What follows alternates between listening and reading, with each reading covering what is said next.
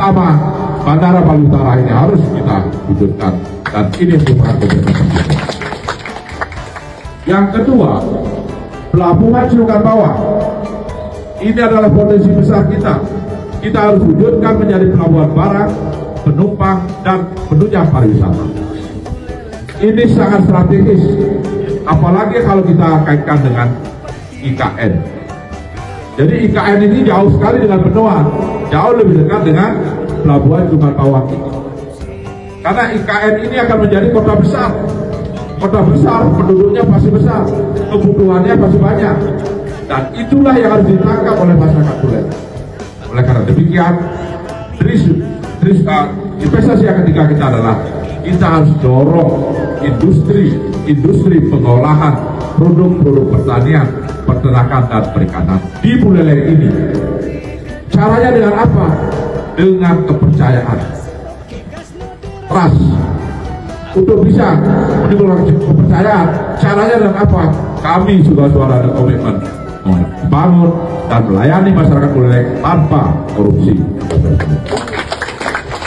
Kami akan berikan karpet merah terhadap investor untuk produk pertanian.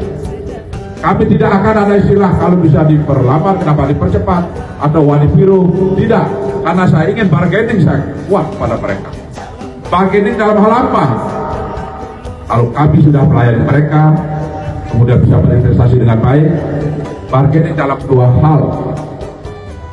Satu, produk-produk Buleleng lah yang harus diproses di sana.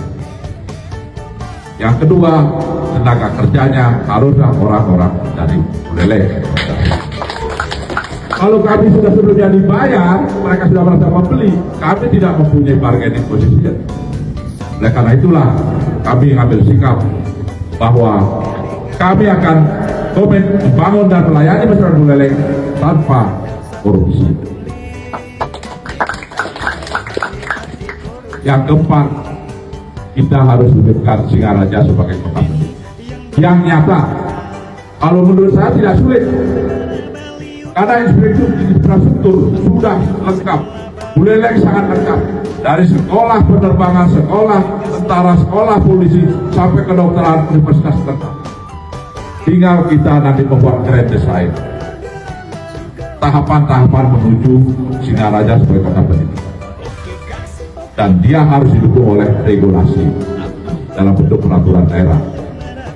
Nah, inilah yang nanti kita membutuhkan ahli-ahli untuk merumuskan grand design Singaraja sebagai kota pendidikan, sehingga dalam 5 tahun kepemimpinan harus sudah terwujud. Singaraja sebagai kota pendidikan bukan saja akan menarik para pelajar mahasiswa ke Buleleng, tapi mereka akan membawa aspek pemberdayaan ekonomi rakyat. Untuk mengembangkan ekonomi rakyat, kos, warung-warung, belanja, hiburan, dan sebagainya. Ini akan menjadikan Buleleng lebih bersinar lagi.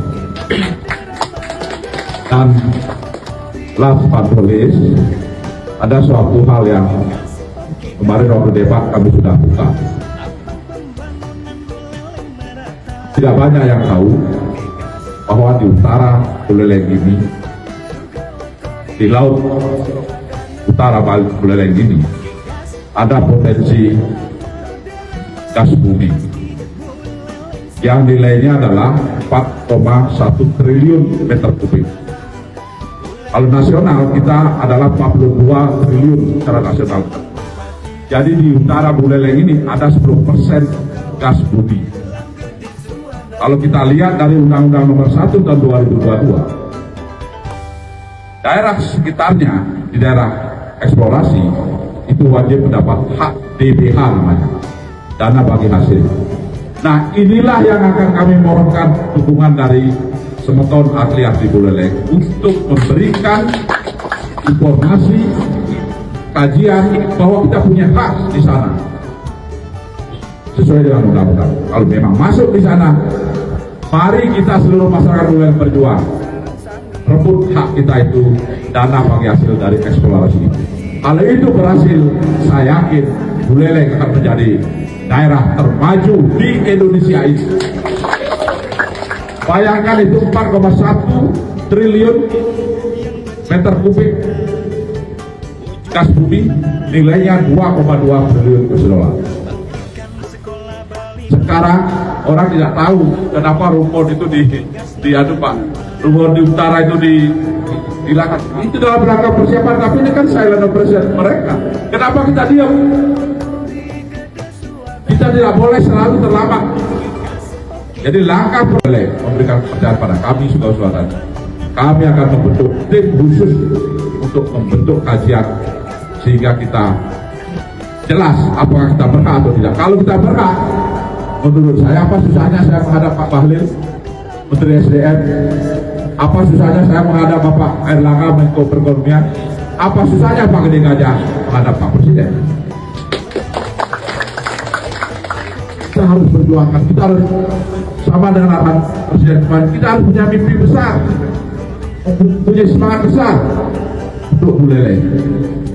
Dan oleh karena itulah, kalau ini bisa terjadi, maka kalimat perubahan itu akan menemukan jati dirinya untuk masyarakat Buleleng, di mana rasa bangga kita, di mana kejayaan Buleleng itu bisa kita rebut kembali. Kalau tahun 57, tahun 60, orang Gianyar, orang Kintamani, kemudian orang Lumpung mencari kerja di Buleleng. Kita bangga menjadi orang Buleleng. Tapi sejalan dengan berpindahnya ibu kota, berpindahnya kegiatan pemerintahan, pendidikan dan sebagainya, kebanggaan itu semakin memudar sampai dengan saat ini. Saatnya melalui perubahan kita harus kembalikan kejayaan dan kebanggaan kita sebagai warga Buleleng. Setuju? Saudara demikian melalui kesempatan ini yang selalu saya akan mohon petunjuk dan arahan dari Pak Adi Makbal. Karena beliau saya buktikan, saya rasakan beliau penyelamat Bali. Bali itu siapa yang menyelamatkan beliau? Tapi beliau tidak pernah menyebut dalam pidato dimanapun tentang hal itu. Tapi kita warga Buleleng, warga Bali harus menghargai, menghormati itu. Dia ada nilainya itu bagi Bali. Nilainya luar biasa, tidak bisa dihitung. Kemudian beliau memberikan contoh-contoh bagaimana membangun yang perlu rakyat. Dan ini akan saya lakukan. Salah satunya adalah, coba bayangkan Bapak-Bapak, guru-guru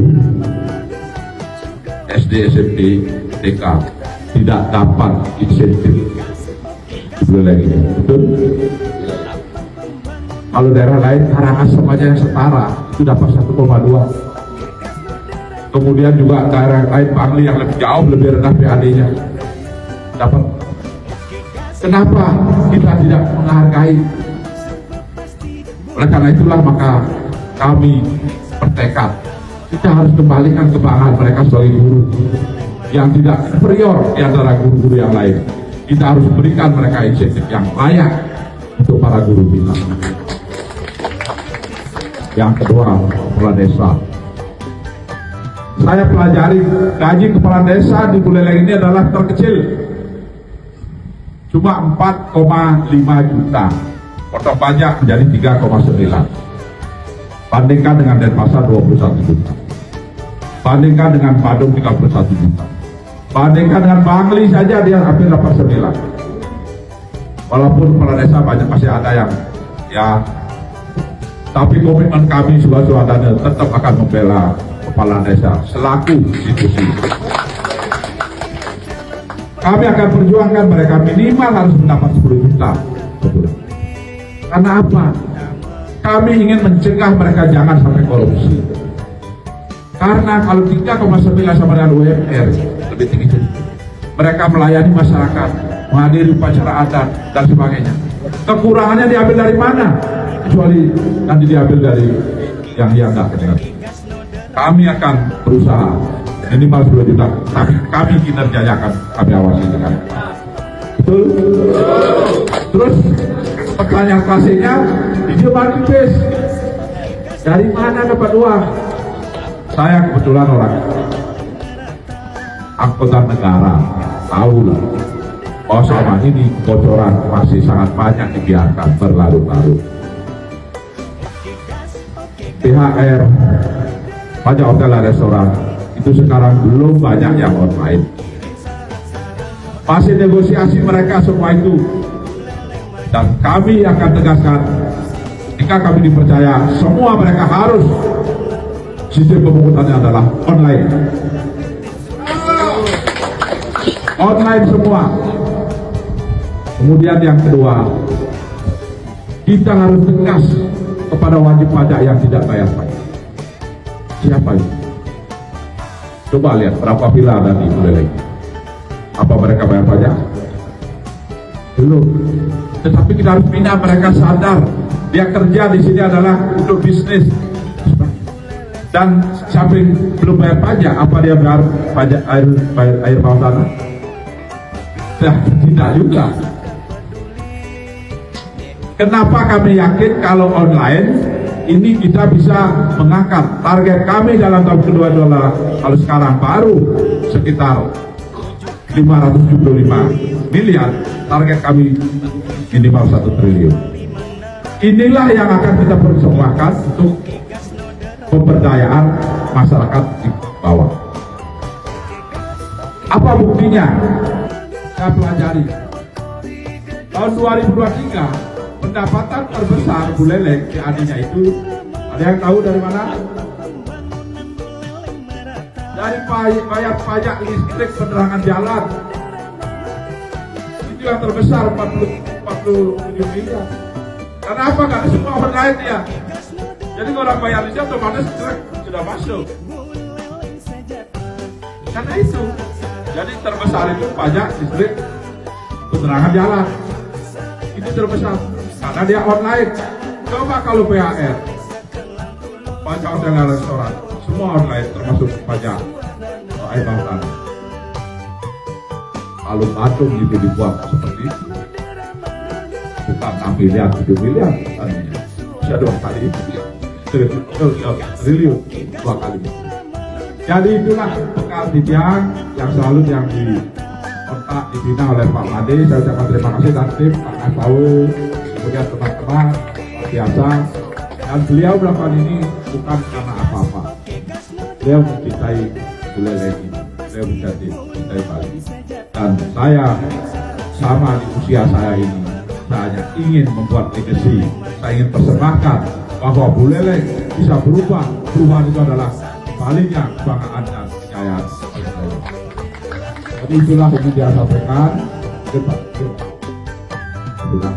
Mungkin ada hal yang memang perlu dipertegas lagi. Kalau yang masih ada waktu.